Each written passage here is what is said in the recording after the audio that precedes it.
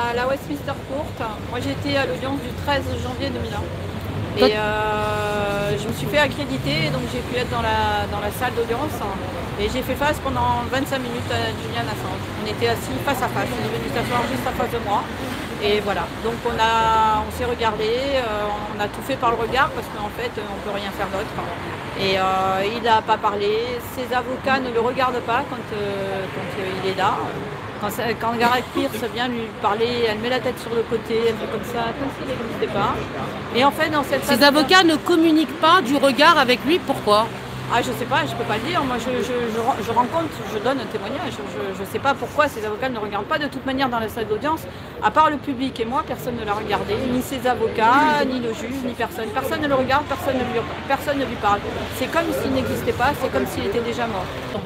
Moi, j'ai fait face pendant 25 minutes à un homme, et à un homme qui est torturé, à un homme qui est maltraité, à un homme qui est humilié. Et c'est fait devant un parterre de juges et d'avocats qui ne disent rien et qui empêchent les citoyens de s'exprimer. Derrière sa vitre, Julian Assange est transparent. On ne lui pose pas une question, on ne lui demande pas quoi que ce soit, on ne lui parle pas des témoins, on ne lui demande pas si quelque chose va, on ne lui demande rien. Juste à la fin de l'audience, on lui dit « Avez-vous compris, monsieur Assange ?» Pour l'instant, cette détention, elle est donc illégale au final.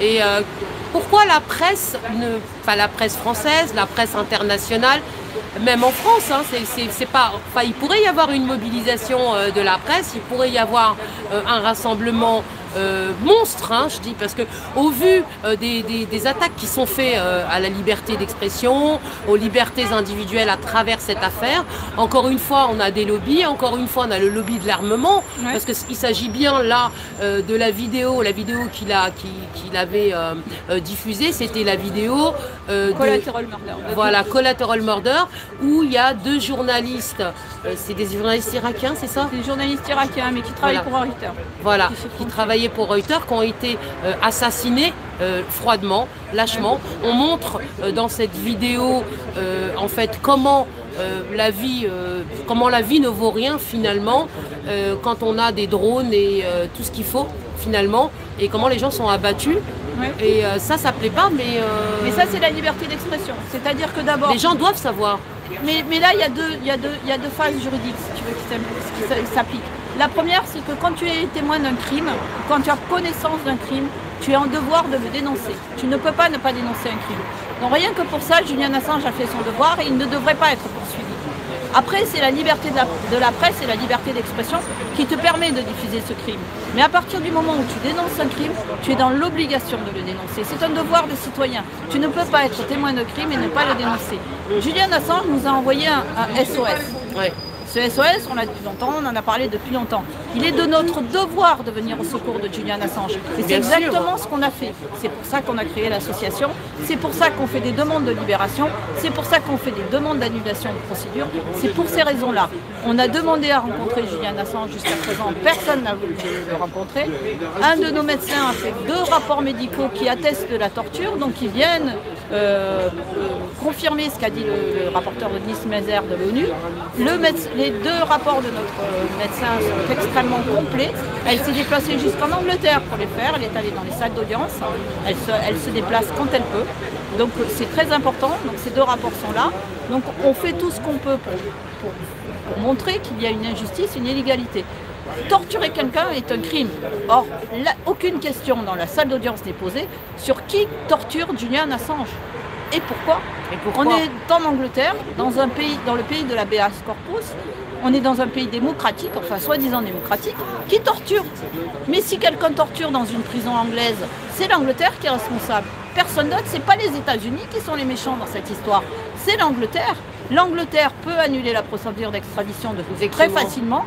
Elle peut libérer Julian Assange au nom de son état de santé. Elle l'a fait pour Pinochet. Pourquoi elle ne le ferait pas pour un journaliste honnête? Alors d'après toi, pourquoi il n'est pas libéré? Alors, je ne sais pas pourquoi il n'est pas libéré, parce qu'en fait, il est tout à fait libérable. Il aurait dû être libéré au nom de la présomption d'innocence et de l'habeas corpus. Il était libérable au bout de 6 mois de sa peine pour violation du bail. Donc voilà, il aurait dû être libéré, mais ses avocats n'ont jamais fait de demande de libération. Donc nous, on a créé Wikijustice en partie pour ça. On est devenu une loi 1901.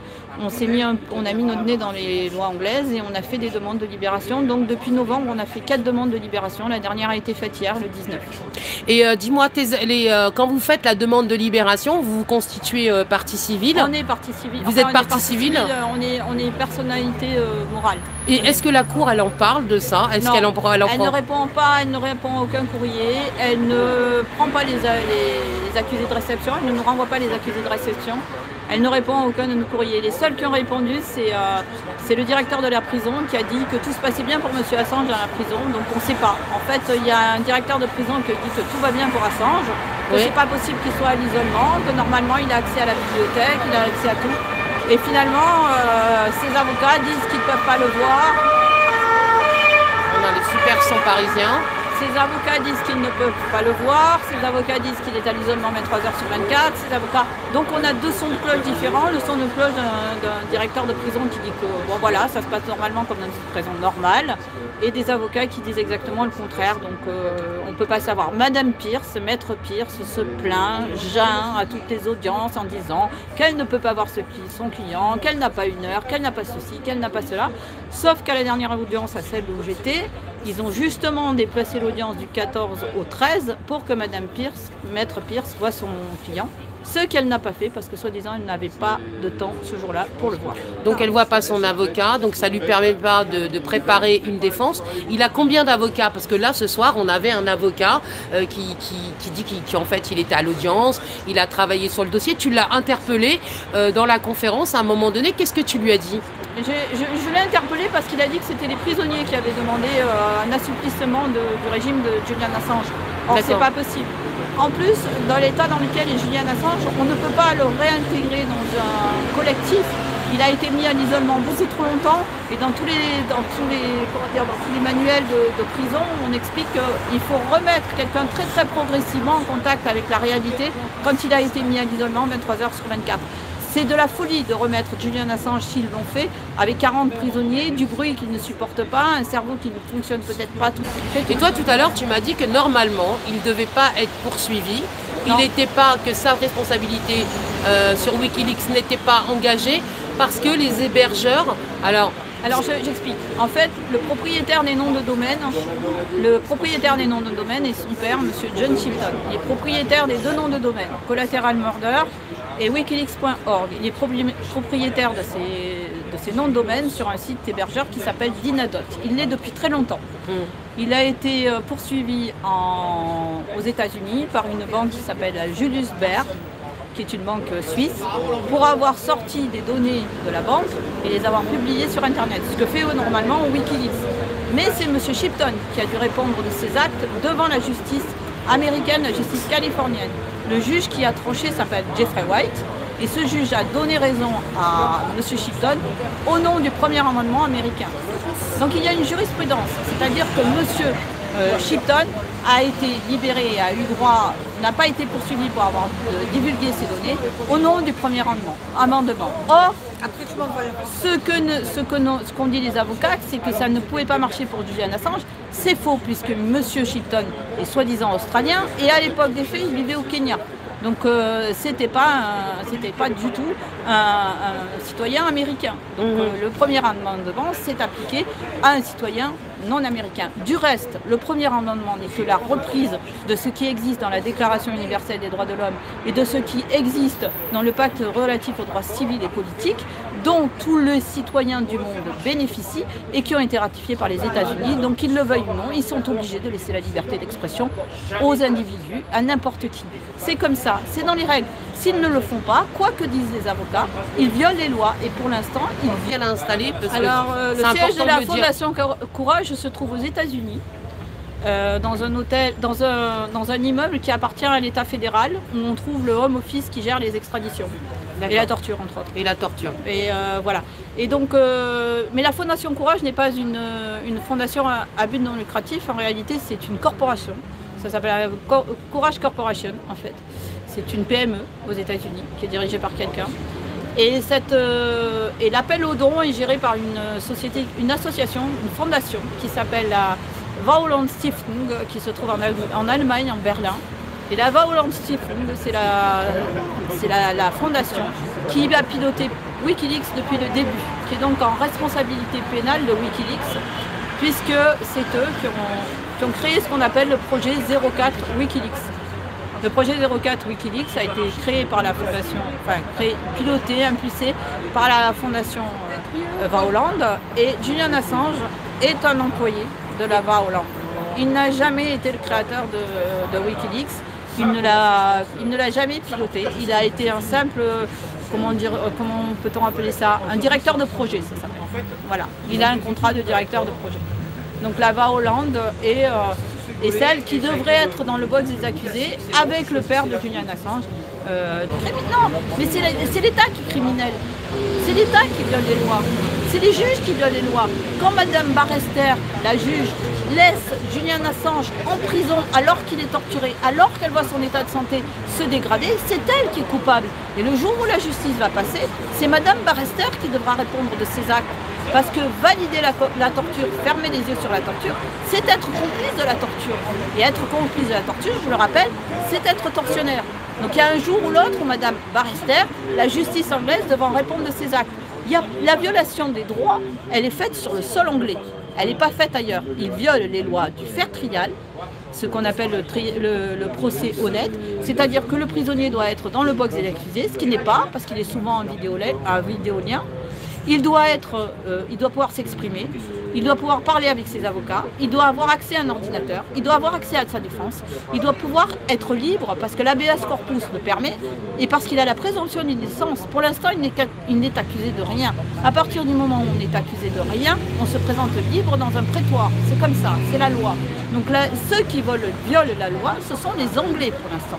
C'est pas les Américains. Alors ils sont peut-être commandés par les Américains, mais alors il faut poser des questions là, parce que si un État souverain est dirigé par les Américains, c'est qu'il n'est plus souverain. Je ne comprends pas pourquoi Eva Joly et tous les avocats qui étaient là n'appellent pas ça à libération. Il doit être libérable. On ne parle que de don't extradite Julian Assange. Ce n'est pas le problème. Il n'a pas à être extradé. L'extradition ne peut pas se faire. Il est prisonnier politique. Un réfugié politique, un prisonnier politique, selon le code pénal européen, ne peut pas. Et bien, si ce n'est pas possible, l'Angleterre respecte la loi. Sinon, c'est admettre que les États peuvent ne pas respecter les lois, c'est admettre que des juges peuvent ne pas respecter les lois, c'est admettre que des policiers peuvent ne pas respecter les lois, exactement comme ça se passe en France, quand la police viole le 431 tous les samedis. Quand on empêche des gens de manifester dans un pays comme la France, on viole ce qu'on appelle le 431 du code pénal, c'est passible de prison et d'amende. Donc, on ne peut pas accepter que les États violent les lois. C'est à eux de les faire respecter, ils en sont les garants. Si la juge Barrester viole les lois, elle est une criminelle, au même titre que n'importe quel criminel dans la rue. Alors on va voler une boîte de sardines, on finit en prison, et on va violer la Convention de Genève, les conventions de Vienne, la Convention de Vienne, la Déclaration des droits de l'homme, le pacte relatif aux droits civils et politiques, la Convention contre la torture, le respect du prisonnier en prison. Tout ça a été violé pour Julian Assange. Et c'est des États qui l'ont violé. C'est la juge Barrester qui l'a cautionné, la juge Arbuthnot. Ce sont tous les États, et ce sont les États français, anglais, espagnols, italiens et tous les autres qui regardent autour qui valident. Il n'y a pas d'excuses, il n'y a rien à aller chercher, c'est pas difficile, c'est pas compliqué. On respecte les lois, c'est tout. Si les lois sont respectées, Julian Assange est dans la rue. Et les gilets jaunes manifestent comme ils l'entendent. Tu as été très active non seulement sur le terrain parisien, mais à Londres. Donc là, tu vas retourner pour le nouveau procès. Ouais. Il y a une mobilisation qui est beaucoup plus forte là-bas qu'ici, qui est plus importante. Ici, on ne l'explique pas, mais c'est vrai qu'on n'est pas aidé par nos médias sous la croupe du lobby. Du coup, moi, j'aimerais bien que tu donnes ta page Facebook, c'est hyper important. Alors, la page Facebook, c'est Wikijustice Julian Assange. Wikijustice Julian Assange. Oui, alors elle est... Tu vas y aller tout de suite. Vous pouvez y aller tout de suite. Donc, on publie des articles. On a fait notre enquête depuis 6 mois, c'est-à-dire que depuis le mois d'août, on n'a pas arrêté d'aller chercher ce qui n'allait pas, pourquoi ça n'allait pas. À chaque fois qu'on trouvait quelque chose qui n'allait pas, on allait chercher. On travaille à l'international. On a donc... des relais en Australie, on a des relais en Angleterre, on a des relais en Suisse, on a des relais en Belgique, on a des relais en Suède. Donc Voilà. on commence à avoir des relais un peu partout. Et donc là, le procès, ça sera... Ça commence lundi. C'est lundi. C'est toute la semaine. Donc lundi, ouais, non, mais ça sera lundi. Et il n'y a pas de mobilisation à Paris lundi pour le procès. Mais apparemment, Voilà. il y a des gens qui viennent devant Belle Marche. D'accord, Voilà, ok. j'espère qu'il y aura du monde. Eh ben, je te remercie beaucoup. Merci. Voilà, c'était Véronique Pidance et Barrières pour le Globe 777. Et n'oubliez pas d'aller sur la page Wikileaks Justice. Hein Wiki Justice, la nulos. Voilà. Wiki Justice, retenez bien. Voilà. Je vous remercie beaucoup d'avoir suivi. Et n'oubliez pas de partager parce que je suis trop censurée. Et surtout de liker. Voilà. Et à Merci. Max, quoi. Voilà, à bientôt. Merci Véronique, bravo.